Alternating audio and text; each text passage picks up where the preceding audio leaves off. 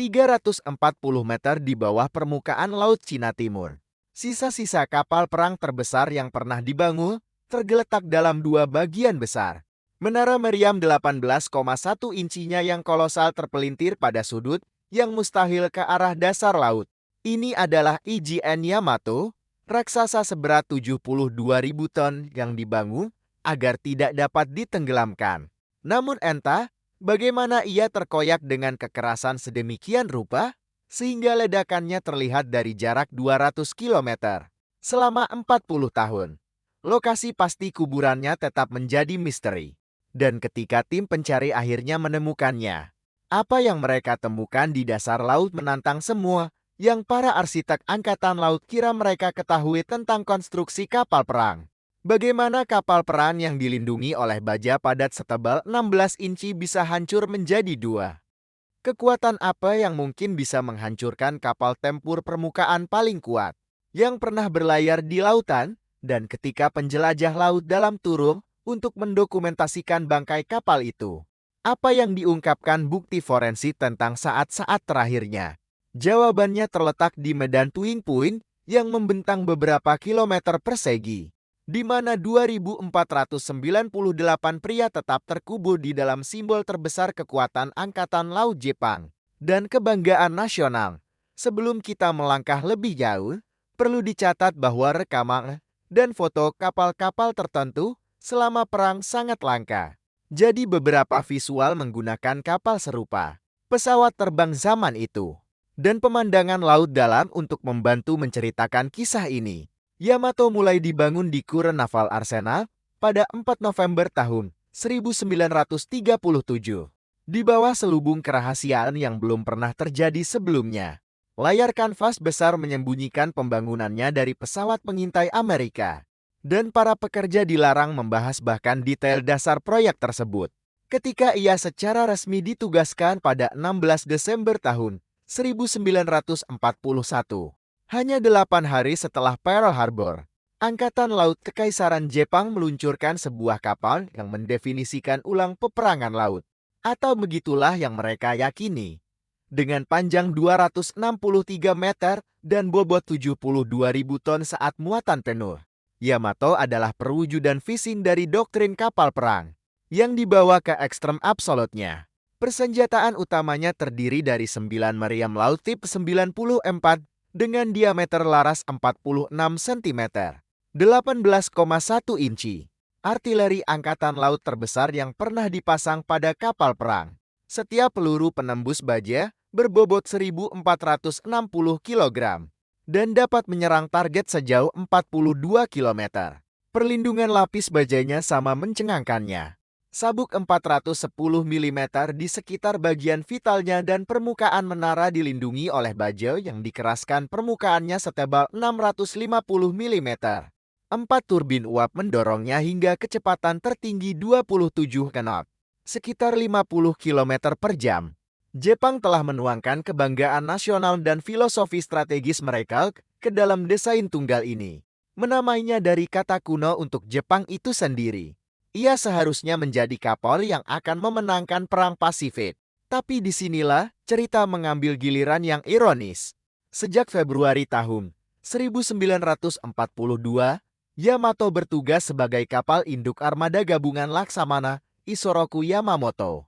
Namun ia menghabiskan sebagian besar perang berlabuh antara 29 Agustus tahun 1942 dan 8 Mei tahun 1943. Ia tetap ditempatkan di Truk Lagoon selama lebih dari 8 bulan tanpa menembakkan meriam utamanya dalam pertempuran.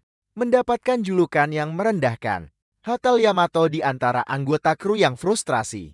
Selama pertempuran Midway pada Juni tahun 1942, Yamamoto memimpin dari anjungan Yamato.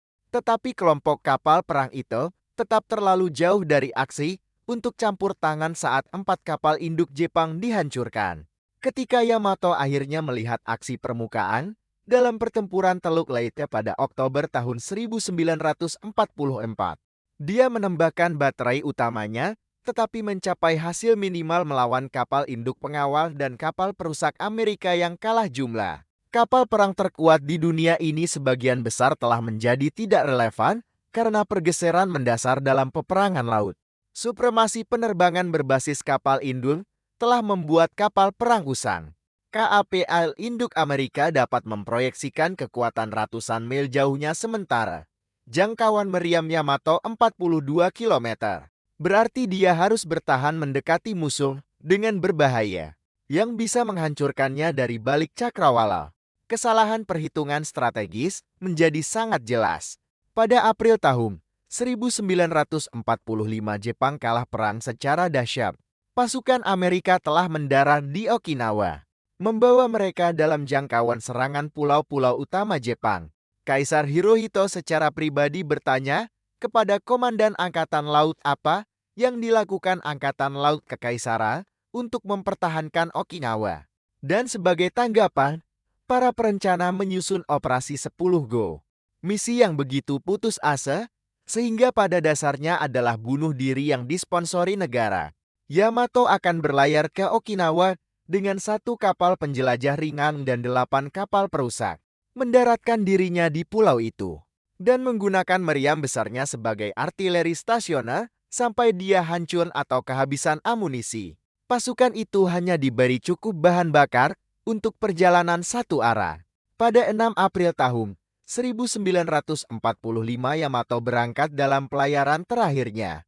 Keesokan harinya pukul 12.30 siang, pesawat pengintai Amerika melihat pasukan Jepang berlayar ke barat daya Laksamana Madya Mark Mission, meluncurkan 386 pesawat dari kapal induk gugus tugas 58.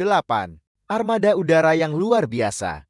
Torpedo pertama menghantam sisi kiri Yamato pada pukul 12.41 siang dan selama 2 jam berikutnya, gelombang demi gelombang pesawat pengebom Tuke, Avengers dan Corsairs menghantam kapal perang itu. Saksi mata melaporkan setidaknya 19 hantaman torpedo dan 17 serangan bom langsung. Serangan torpedo yang berkelanjutan di sisi kiri kami menyebabkan banjir progresif yang tidak dapat diatasi oleh tim pengendali kerusakan. Pada pukul 2:05 sore, Yamato telah mengalami kemiringan dahsyat melebihi 120 derajat ke kiri. Air laut membanjiri gudang amunisinya dan pada pukul 2:23 sore, ledakan besar merobek kapal saat gudang amunisi depannya meledak. Ledakan itu menciptakan awan jamur yang naik 6.000 meter ke udara dan terlihat dari jarak 200 km. Kekuatan ledakan itu begitu dahsyat sehingga secara harfiah membelah kapal menjadi 2. Dari 3.332 awaknya, 2.498 tewas, hanya 269 orang yang selamat. Pasukan Amerika hanya kehilangan 10 pesawat. Itu adalah demonstrasi paling timpang tentang dominasi kekuatan udara atas kapal permukaan dalam sejarah Angkatan Laut. Selama 4 dekade, tempat peristirahatan Yamato yang tepat tetap tidak pasti. Para penyintas memberikan koordinat perkiraan, tetapi luasnya Laut Cina Timur dan keterbatasan navigasi tahun 1940-an berarti bangkai kapal bisa berada di mana saja dalam area pencarian yang luas. Ekspedisi Jepang pada awal tahun 1980-an memulai pencarian sistematis menggunakan sonar pemindai samping untuk menyapu dasar laut. Pada tahun 1985 tim pencari akhirnya menemukan lokasinya di koordinat 30 derajat 22 menit lintang utara, 128 derajat 4 menit bujur timur. Terletak di kedalaman 340 meter. Sistem sonar multibeam modern memetakan bidang puing-puing, mengungkapkan sepenuhnya tingkat bencana. Bagian buritan berukuran sekitar 165 meter. Terpisah dari bagian haluan sepanjang 98 meter oleh pola puing-puing yang tersebar, logam bengkong, dan barang-barang pribadi. Kendaraan yang dioperasikan dari jarak jauh yang dilengkapi dengan kamera definisi tinggi turun melalui perairan gelap untuk mendokumentasikan apa yang tersisa. Arus kuat dan jarak pandang terbatas pada kedalaman itu membuat setiap penyelaman menjadi tantangan. Tetapi ekspedisi berikutnya pada tahun 1999 dan tahun 2016 menghasilkan survei bangkai kapal yang semakin rinci. Teknologi tersebut memungkinkan peneliti untuk membuat model 3 dimensi dari area puing-puing, tanpa mengganggu apa yang telah ditetapkan oleh otoritas Jepang sebagai kuburan perang yang dilindungi. Ketika penyelidik membandingkan data sonar dan rekaman ROV dengan cetak biru konstruksi arsip, bukti itu tidak ambigu. Seluruh pengukuran cocok dengan dimensi tepat Yamato yaitu 263 meter ketika bagian-bagian yang terpisah dan area puing-puing diperhitungkan. Menara meriam 18,1 inci yang khas dan unik dalam sejarah Angkatan Laut berhasil diidentifikasi meskipun posisinya terpelintir. Lambang krisan kekaisaran dengan desain 16 kelopaknya tetap terlihat di bagian haluan. Terkorose tetapi tidak salah lagi. Sisa-sisa runtuhan struktur jembatan bergaya pagoda yang khas. Cocok dengan foto-foto konstruksi. Pengukuran ketebalan pelat baja yang diambil oleh ROV mengonfirmasi spesifikasi sabuk 410 mm. 4 baling-baling 3 bilahnya menunjukkan dimensi dan konfigurasi spesifik yang dirinci dalam catatan Angkatan Laut. Pola kerusakan, dampak torpedo yang terkonsentrasi di sepanjang sisi kiri, menyebabkan banjir progresif dan akhirnya terbalik. Sangat cocok dengan kesaksian para penyintas. Tanda-tanda nomor lambung dan detail konstruksi yang terlihat dalam rekaman. Sesuai dengan dokumentasi arsip, pemerintahan Jepang secara resmi mengkonfirmasi identitas bangkai kapal. Dan tidak ada keraguan yang tersisa saat kita melanjutkan. Sebuah pengingat singkat. Berlangganan adalah cara terbaik untuk mendukung saluran ini dan membantu kami terus mengungkap kisah-kisah tenggelam ini serta melestarikan sejarah maritim. Sekarang kembali ke video. Penemuan lokasi bangkai kapal Yamato memberikan jawaban yang jauh melampaui konfirmasi sejarah sederhana. Bagi arsitek Angkatan Laut dan sejarawan militer, bangkai kapal tersebut menawarkan otopsi forensik kerentanan kapal perang. Di era Perang Udara, konsentrasi kerusakan torpedo di sepanjang satu sisi menunjukkan bagaimana bahkan kapal perang yang paling lapis baja sekalipun dapat dikalahkan secara sistematis oleh serangan udara terkoordinasi dengan memanfaatkan satu sumbu pendekatan. Bagi keluarga dari 2.498 pria yang meninggal, penemuan itu membawa sedikit penutupan. Setelah 4 dekade ketidakpastian tentang di mana orang-orang yang mereka cintai beristirahat. Secara ilmiah, bangkai kapal tersebut telah menjadi terumbu karang buatan yang dikolonisasi oleh kehidupan laut dalam selama 8 dekade. Menawarkan wawasan kepada peneliti tentang pola suksesi ekologi pada kedalaman yang signifikan secara budaya. Yamato tetap menjadi simbol paling kuat Jepang, baik dari pencapaian teknik maupun pengorbanan perang. Mewujudkan apa yang disebut Jepang sebagai Yamato Damashi. Semangat Jepang itu sendiri. Bangkai kapal tersebut berfungsi sebagai kapsul waktu bawah air, melestarikan teknologi Angkatan Laut tahun 1940-an, dan menyediakan bagi para arkeolog contoh utuh dari puncak desain kapal perang bagi ahli strategi militer. Nasib Yamato berdiri sebagai studi kasus definitif tentang bagaimana keunggulan teknologi dalam satu domain menjadi tidak relevan ketika peperangan secara fundamental bergeser ke domain lain. Berdasarkan hukum maritim internasional dan penetapan khusus pemerintah Jepang, Yamato dilindungi sebagai kuburan perang. Operasi penyelamatan dilarang keras, dan situs tersebut tidak boleh diganggu kecuali untuk dokumentasi ilmiah yang disetujui. Setiap tahun, upacara peringatan menghormati anggota kru yang tetap terkubur di dalam lambungnya. Dan jumlah penyintas yang semakin berkurang. Sebagian besar kini telah meninggal, menghabiskan tahun-tahun terakhir mereka untuk memastikan kisah rekan-rekan kapal mereka tidak akan terlupakan. Pelajaran dari Yamato melampaui sejarah militer sederhana. Ia melambangkan bahaya melawan perang berikutnya dengan taktik perang sebelumnya. Menginvestasikan pada teknologi kemarin, sementara musuhmu merintis medan perang esok hari.